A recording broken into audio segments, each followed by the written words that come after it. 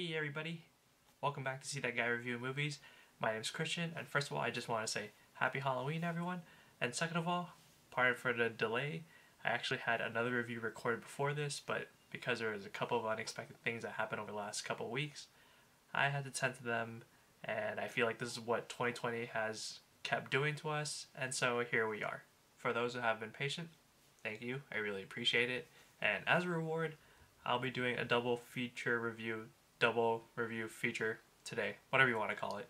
Last year I did a review for Zombieland Double Tap. This time you'll be getting twice the zombie coverage. One of these movies I mentioned last year during my review of Parasite, and its sequel just came out late over the summer, 4 years later. And so, for today, I'll be reviewing Train to Busan and Peninsula. First up is the breakout hit from 2016. I've only seen this movie twice.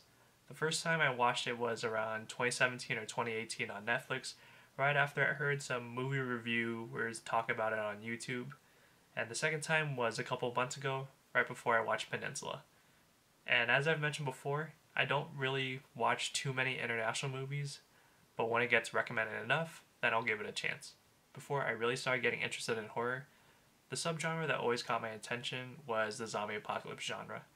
And I don't know why, maybe it's because I played a lot of Resident Evil when I was younger, or maybe I see it kind of like a different kind of disaster movie, but I guess there's always something appealing about a small band of people fighting to stay alive in things that are out of their control. Those kind of plots worked well for movies like Dawn of the Dead or 28 Days Later, and then having those ideas bleed into comedies like Shaun of the Dead and Zombieland made them fresh with their unique spin. I'll be honest, as much as I love the zombie genre, it was getting to be a bit stale when it was the same story over and over with nothing new being brought to the table. I personally thought that the genre died when World War Z was made. I understand a lot of people didn't like it because it went through a lot of reshoots and it was way different from the book, but I thought it was okay for what it was. And I was so glad that The Walking Dead was doing really well at the time because that was the thing that I thought was keeping the genre alive. However, when Train to Busan came into the picture, it renewed my interest. On paper, the plot sounds very standard. There is a chemical leak that happens that turns people into zombies, and there's just a group of ordinary people fighting to stay alive. Before the first bite happens, we get a decent amount of time setting up the characters and their relationships. We focus on a divorced workaholic father and his daughter. They board the train because the daughter wants to spend her birthday with her mother rather than her neglectful father. When they board the train, we meet the rest of the cast, which include a man and his wife, a businessman, a high school baseball player and his cheerleader girlfriend, two elderly sisters, a homeless guy, the conductor, and a couple of crew members. Everyone on board is unfortunately learning about the chaos happening in real time when they see stuff happening on the news, but they don't exactly know what's going on. But once that first bite happens, everything quickly goes out of control. I will say there are a couple things done differently compared to what I've seen in other zombie movies. First being that the chaos seems to be managed in increments. Beyond the main cast, there's actually a good amount of survivors before the numbers start to dwindle down, and this kind of makes you wonder who is actually safe on the train. The second thing is how the zombies function. They are fast like the ones from 28 Days Later or the Dawn of the Dead remake, but they don't seem too overpowered so that the people can still handle them. The other thing I really like about them is that they're blind in the dark, because that's something I haven't seen before, and the combination of those two things really help make for an entertaining fight scene and a suspenseful escape sequence. Also, the infection in this movie is similar to World War Z, wherein that if you are bit, it turns you into an undead in a short amount of time, so it doesn't leave room for that one person who hides their bite from everyone else only to turn on them later cliche. The train setting makes the scenes unique. Putting people in survival mode on a speeding locomotive certainly drives up the tension and makes for creative shots. The fact that no one uses guns prevents the movie from becoming action heavy while delivering on the horror and the drama. Most of the people I actually liked and I cared about their survival, but unfortunately because of that, it does get heartbreaking a couple times. Also, rewatching this in 2020 hit a little different because they mentioned quarantining at the beginning and briefly show how people can easily turn on you when they think you're infected.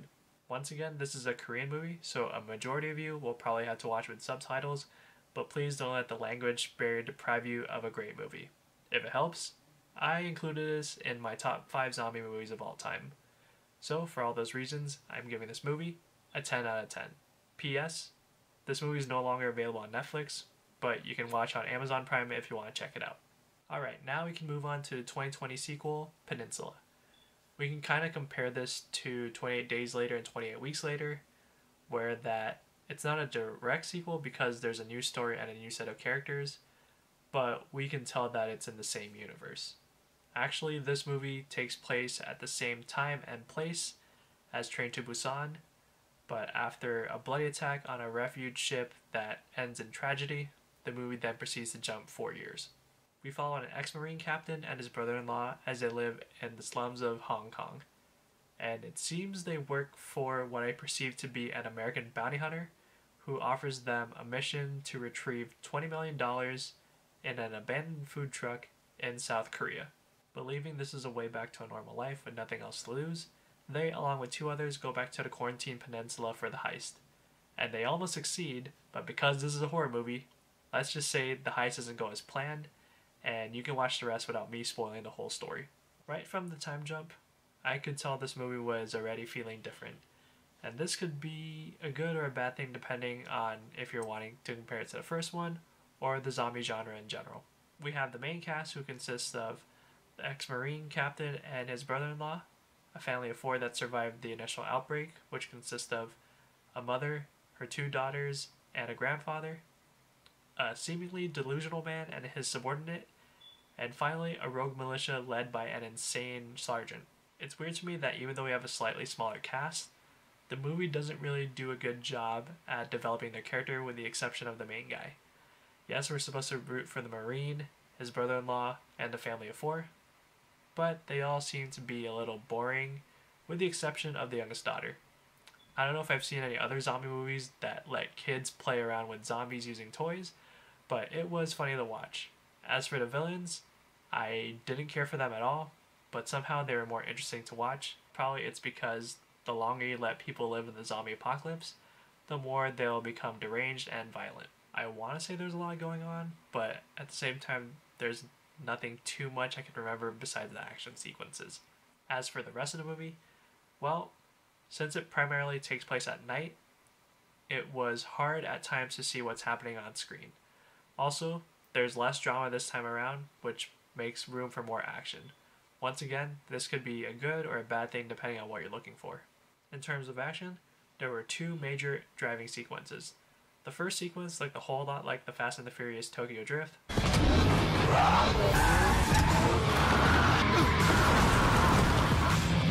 while the second one looked more like Mad Max Fury Road.